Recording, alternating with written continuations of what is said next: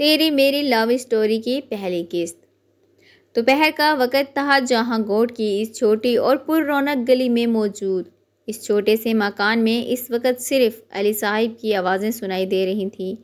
وہیں وہ کمرے کے دروازے کے باہر کھڑی چہرے پر افسردگی لیے اماں ابا کی باتیں سن رہی تھی، جو آج دہاڑی نہ لگنے پر خالی جیب لے کر گھر لوٹ آئے تھے۔ ہاتھ میں ٹوٹی چپل بھی موجود تھی، جو 3 سال سے گھس گھس کر اب مزید اس قابل نہیں رہی تھی کہ اسے پاؤں کی زینت بنایا جائے۔ پھینک دو اب ان چپلوں کو، نہیں لے لینا۔ نگہت بیگم ان کا پیر دیکھتے ہوئے پریشانی سے بولی، جو پتھر لگنے کے باعث زخمی ہو گیا تھا۔ نہیں لینے کے لیے پیسے بھی تو ہونے چاہیے، اور ہم فضول خرچی نہیں کر سکتے۔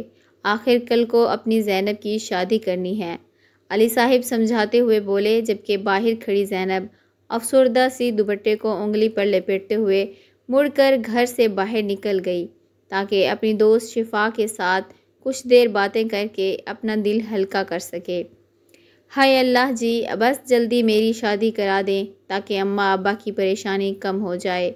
بیچارے ابا کل کیا پہن کر کام پر جائیں گے؟ بالوں میں لگا پراندہ گھماتے ہوئے وہ بڑبڑائی کہ تبھی اس کا دھیان راستے سے بھٹک کر اپنے سے کچھ قدم کے فاصلے پر چلتے آدمی پر گیا، جو آستینوں کو سیدھا کرتا نماز کے لیے مسجد جا رہا تھا۔ بے اختیاری زینب کی نظر اس کی چپل کی جانب گئی۔ سرخ و سفید پیروں میں چمکتے چمڑے کی سیاہ چپل۔ صفا کی گلی میں مڑنے کی بجائے چپلوں پر نظریں جمائی زینب اس کے پیچھے پیچھے چلنے لگی۔ مسجد کے باہر رک کر اس آدمی نے سیڑھیوں پر چپل اتاری اور نماز ادا کرنے اندر کی جانب بڑھ گیا، جبکہ زینب شش و میج میں مبتلا وہیں کھڑی ارد گرد دیکھنے لگی۔ دوپہر کا وقت تھا، گوٹ کی اس کڑکتی دھوپ میں گلیوں میں سناٹا چھایا ہوا تھا۔ وہ ہمت کرتی آگے بڑھی اور کسی کی بھی نظروں میں آئے بغیر چپل اٹھاتی تیزی سے وہاں سے بھاگتی چلی گئی۔ زینی راستے میں پڑتی ٹائر پنچر کی دکان پر بیٹھا مکھیاں اڑاتا احمد قریشی اسے دیکھتے ہی اٹھ کھڑا ہوا تھا، جو نیلے رنگ کے شلوار قمیض میں ملبوس لال رنگ کا دوپٹہ سینے پر پھیلائے سامنے سے بھاگتی آ رہی تھی۔ احمد، تم؟ شتر مرغ کی رفتار سے بھاگتی زینب اب موڑنے کی چال چلتی اس کے سامنے آ کھڑی ہوئی۔ کہاں سے آ رہی ہو؟ اور یہ چپل کس کی ہے؟ ماچس کی تیلی دانتوں میں دباتے ہوئے اس نے سوالیہ نظروں سے اسے دیکھا، جو شرماتے ہوئے چہرے پر آئے آوارہ لٹوں کو کان کے پیچھے کر رہی تھی۔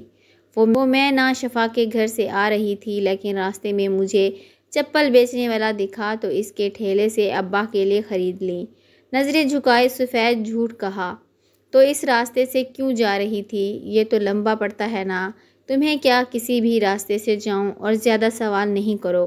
احمد کے نہ ختم ہونے والے سوالوں پر وہ اب جھنجھلا اٹھی۔ اچھا ناراض کیوں ہوتی ہے؟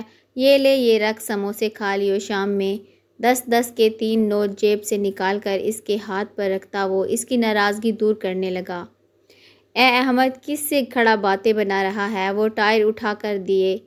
اندر سے آتی شکور کاکا کی آواز پر وہ ہڑبڑا کر ٹائر اٹھاتا اندر کی جانب بھاگا، جبکہ ایک ہاتھ میں پیسے اور دوسرے میں چپل پکڑے وہ اب خوشی سے پھولتی گھر کی طرف جا رہی تھی۔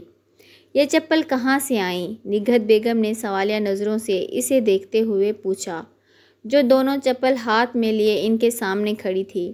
وہ شفا کے گھر سے آتے وقت راستے میں ٹھیلے والا دکھا تو 200 روپے میں اس سے پرانی چپل خرید لی، اس نے کہتے ہوئے آنکھیں پٹ پٹائیں۔ تیرے پاس 100 روپے کہاں سے آئے؟ کیا اماں جمع کیے تھے میں نے؟ سوال جواب سے چڑچڑاتے ہوئے اس نے منہ بنا کر کہا۔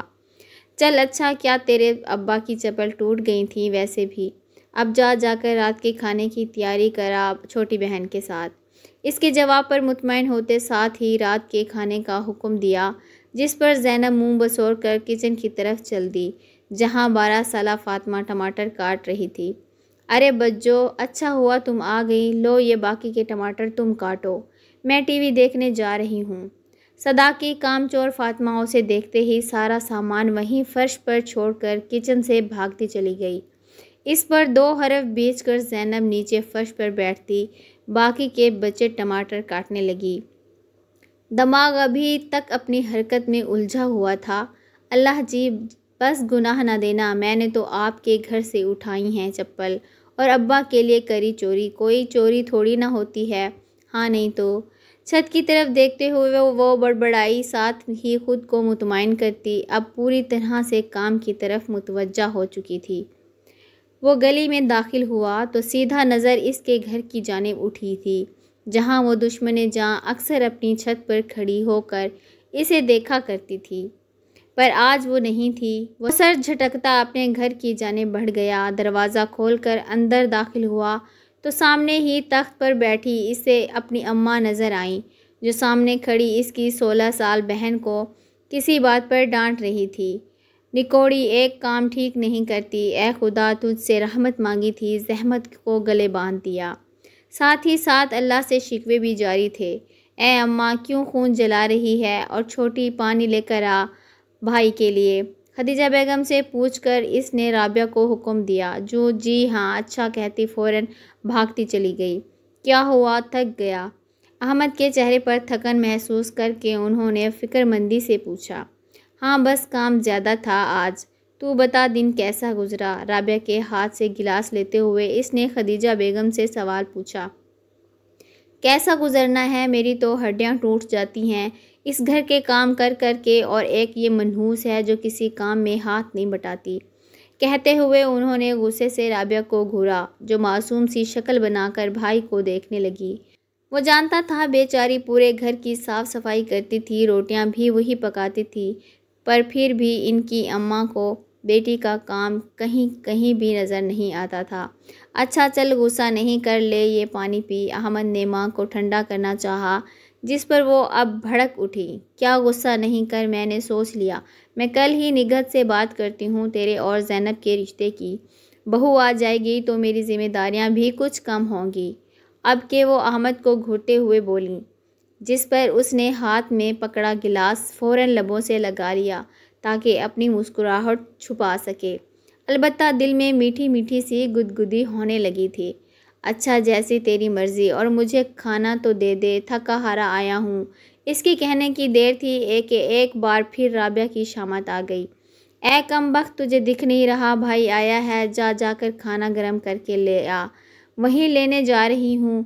अहमद से गिलास लेकर राबिया भी गुस्से से पैर पटकती किचन की तरफ बढ़ गई। इन दोनों माँ बेटी का झगड़ा यूं ही चलते रहना था। अहमद नफ़ी में सर हिलाता खुद भी हाथ मुंह धोने गुसल खाने में जा घुसा। अम्मा मैं ज़रा शफा के घर जा रही हूँ, थोड़ी देर में आ जाऊँगी। जल्दी जल्दी तैयार होती वो निगहत बेगम से बोली, जो सहन में चारपाई बिछाए बैठी आलू छील रही थी। सुबह सुबह तुझे इससे क्या काम पड़ गया? हाथ रोक कर निगहत बेगम ने इसे मशकूक नज़रों से घूरा। वो मैंने इसे अपना दुपट्टा दिया था, वही लेने जा रही हूँ, मुझे पहनना है ना। बड़बड़ा कर जवाब देती वो फ़ौरन दरवाजे की जानिब बढ़ी, कहीं अम्मा इसे रोक ही ना लें। घोड़ी की घोड़ी हो गई है, मगर अकल अब भी ना आई। ज़ैनब को जाता देखकर वो हड़बड़ाईं और वापस काम की तरफ मुतवज्जा हो गईं। लवली एंजल के प्यारे नाजरीन, अस्सलाम वालेकुम। पहली किस्त कैसी लगी? पता है छोटी है, लेकिन आपके रिस्पांस पे ही इसे आगे बढ़ाऊंगी। हमारी वीडियो को लाइक और हमारे चैनल लवली एंजल को भी लाजमी सब्सक्राइब करें। शुक्रिया। दूसरी किस्त तेरी मेरी लव स्टोरी अगले दिन मुलाहाजा फरमाइएगा। अल्लाह हाफिज़।